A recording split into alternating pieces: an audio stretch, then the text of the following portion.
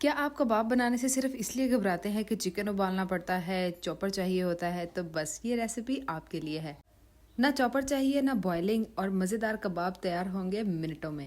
बिस्मिल्लाहिर्रहमानिर्रहीम, अस्सलाम वालेकुम। मैं हूँ फरिया सलीम और आप देख रहे हैं मनहादी फूड रेसिपी। आज हम सीधे साधे मसालों से थोड़ी सी मेहनत करके बनाएंगे क्रीमी जूसी कबाब्स। तो बिना टाइम ज़ाया किए चलिए आज की रेसिपी फटाफट से स्टार्ट करते हैं। सबसे पहले हम एक ग्रेटर ले लेंगे और इस ग्रेटर की जो बारीक वाली साइड है वहाँ पर हम जो है वो अनियन को ग्रेट करेंगे। हम यहाँ पर अनियन इसके अंदर शामिल करेंगे जिसका अच्छा टेस्ट हमें मिलेगा। ग्रेट हम इसलिए कर रहे हैं ताकि हम इसके अंदर का जो एक्स्ट्रा पानी है उसे निकाल दें, ताकि हमारा जो कबाब है वो सॉफ्ट ना हो पानी की वजह से और टूटे ना। तो अपने चिकन के लिहाज से मैंने एक मीडियम साइज़ के अनियन को ग्रेट किया है और इस तरह दोनों हाथों के दरमियान इसको मैं प्रेस करूँगी ताकि इसके अंदर जितना भी पानी है वो बाहर निकल जाए और हम बिल्कुल ड्राइड अनियन जो है वो इस्तेमाल करें कबाब्स में।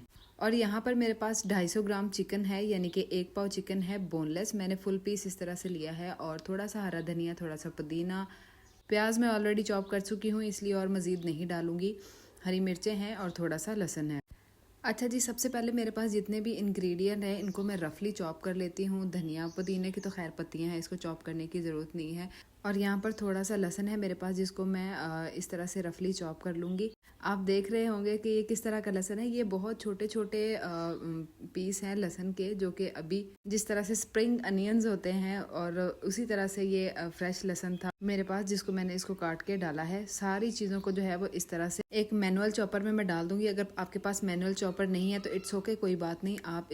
आप सिंपली किसी मिक्सी वगैरह में इसको इस तरह से कर सकते हैं, या जो पंजाबी में हम जिसे कुंडी डंडा कहते हैं, अगर वो है आपके पास तो उसमें आप उसको क्रश कर सकते हैं, कोई मसले की बात नहीं है, ठीक है। और फिर ये जो मेरे पास चिकन है इसको हम जो है वो छोटे छोटे पीसेस में काट लेंगे। अच्छा, अभी मेरे पास जो है एक मैनुअल चॉपर है जिसके अंदर मैं इसका कीमा बना सकती हूँ। लेकिन अगर आपके पास वो मैनुअल चॉपर भी नहीं है तो ये पूरा जो ब्रेस्ट का पीस था इसको आपने क्या करना है, फ्रीज़ कर लेना है। मैं इसको इस चॉपर में डालकर इसका कीमा बनाऊंगी। अगर आपके पास नहीं है तो आपने फुल जो ब्रेस्ट पीस था उसको अच्छे तरीके से फ्रीज़ करना है। फ्रीज़ करने के बाद आपने उसको कद्दूकस के ऊपर ग्रेट करके सिंपली उसका कीमा बना लेना है। कोई मुश्किल बात नहीं है। तो मैंने ये मैनुअल चॉपर यूज़ किया। अगर आपके पास ये है या तो इसको यूज़ करें, या अगर नहीं भी है तो ये 800-900 रुपये में मार्केट से आराम से मिल जाता है और इसकी परफॉर्मेंस बहुत अच्छी है।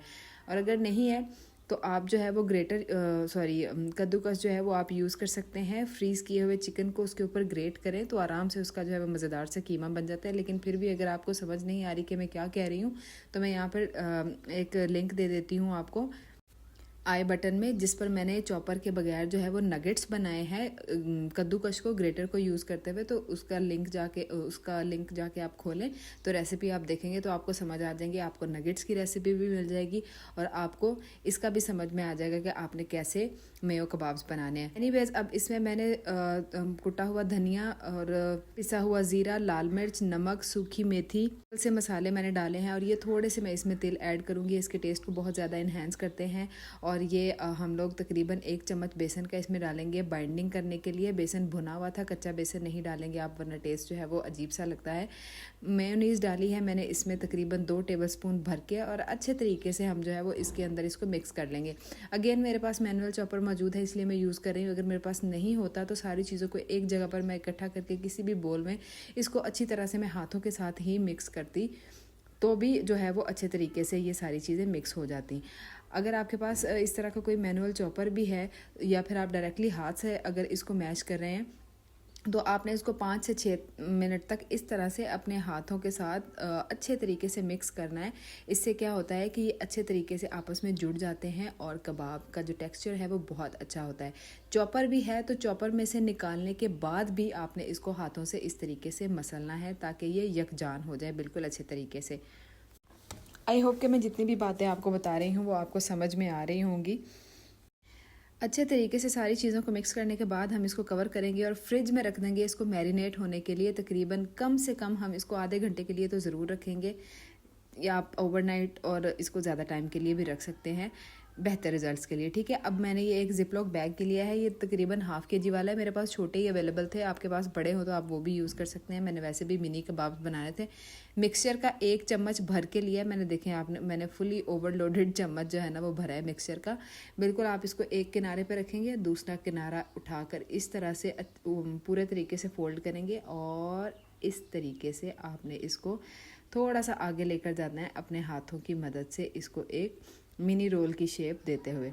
तो ये बहुत ही मज़े का, आसानी के साथ जो है ना वो आपके पास एक छोटा सा कबाब बन जाएगा। और ये देखें इतना ज़बरदस्त है। इसी तरह से आपने क्या करना है, सारे कबाब्स बना लेने हैं और इस पॉइंट पर आप इनको फ्रीज़ भी कर सकते हैं। फ्रीज़ करने के लिए सबसे पहले किसी ऑयल लगी हुई ट्रे में इनको सबको जो है वो फैलाकर फ्रीज़ कर ले। जब ये सारे कबाब जम जाएं तो जम जाने के बाद किसी भी जिप लॉक बैग में या एयरटाइट कंटेनर में डालकर आप इसको फ्रीज़ कर लें। और जब भी आपने यूज़ करना हो निकालें, सिंपली थोड़ी देर के लिए बाहर रखें, डीफ्रोस्ट हो जाए तो फ्राई करें और इन्जॉय करें। तो मुझे अभी फ़िलहाल 4 कबाब्स की ज़रूरत थी बच्चों के लंच बॉक्स के लिए, तो मैंने जो है इतने ही बनाए हैं। तो अब हम चलते हैं फ्राइंग की तरफ।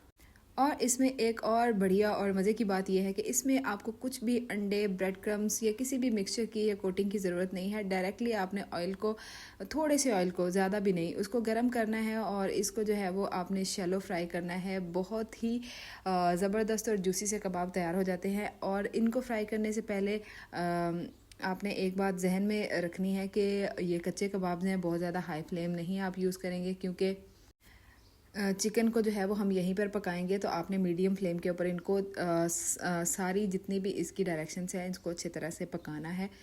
और इस तरह के जब ये गोल्डन और क्रिस्पी हो जाएंगे तो आपने इनको पकाकर जो है वो अपना डिश आउट कर लेना है ना। कितनी मज़ेदार सी रेसिपी। इसी तरह की और भी मज़ेदार और मैजिकल रेसिपीज़ मेरे चैनल पर मौजूद है, जिस तरह से आप बिना ओवन के या बिना ऑयल के टिक्का किस तरह से बना सकते हैं, वो भी पैन के अंदर। ये रेसिपी भी मेरे चैनल पर मौजूद है और इस तरह की बेशुमार मैजिकल रेसिपीज़ मौजूद हैं। तो सारी रेसिपीज़ को हासिल करने के लिए मेरे चैनल को सब्सक्राइब करें, वीडियो को लाइक करें, शेयर करें और मुझे दीजिए इजाज़त। अगली रेसिपी तक के लिए अल्लाह हाफ़िज़ नासिर।